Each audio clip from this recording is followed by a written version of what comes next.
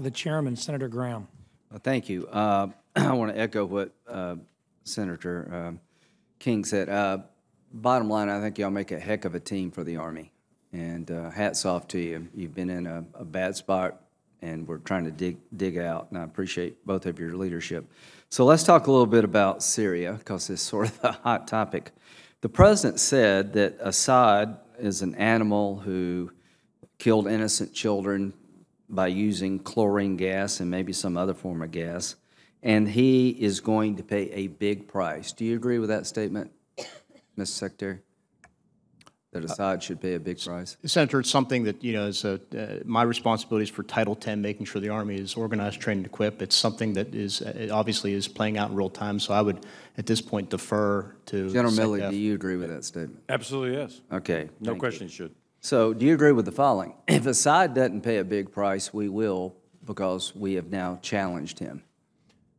Well, and, Assad or any others. Once you challenge somebody. Unanswered aggression leads to more aggression. I couldn't agree with you That's more. right. The only thing worse than war is losing war, and you said right. that. That's right. So the president, I think, rightly said that enough is enough when it comes to Assad. You're a war criminal by any definition, and a big price. Do you think a big price should include that he'll have less capability to gas people in the future?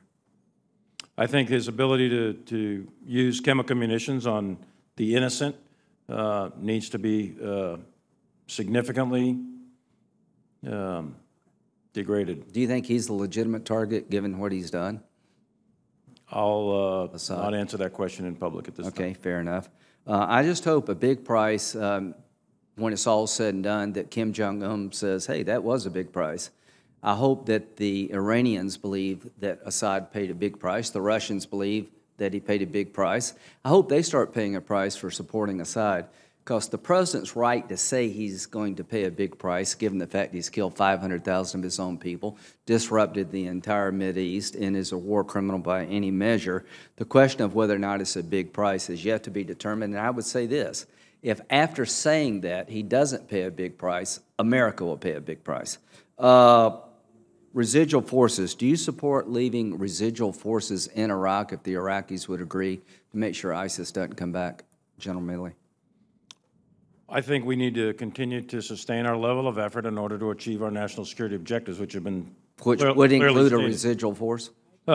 Well, I think the Iraqis, absolutely, because I think the Iraqis need continued support, so you don't see the return of ISIS. That's important. We learned this lesson in 2011. We don't want to learn it again. Well, that's right, and it's in our national security interest to make sure we don't do this twice. Syria, we have a couple thousand troops training the Syrian Democratic Forces and doing operations against ISIL. Do you think that's in our national security interest to have that presence? I believe it's in our national security interest to destroy ISIS. Right, and Absolutely. to make sure they don't That's come what back. we're doing. And make sure they don't come back. That's correct. And Do you think it's in our national security interest to counter the Iranian aggression throughout the Mideast? I do. Okay. As to all these things that we're asking you to do you think it's in our national security interest to maintain troops in Afghanistan? I do. All right. So the bottom line is Russia's on the prowl. China's making it difficult for us in their part of the world, and only God knows what's going to happen in North Korea.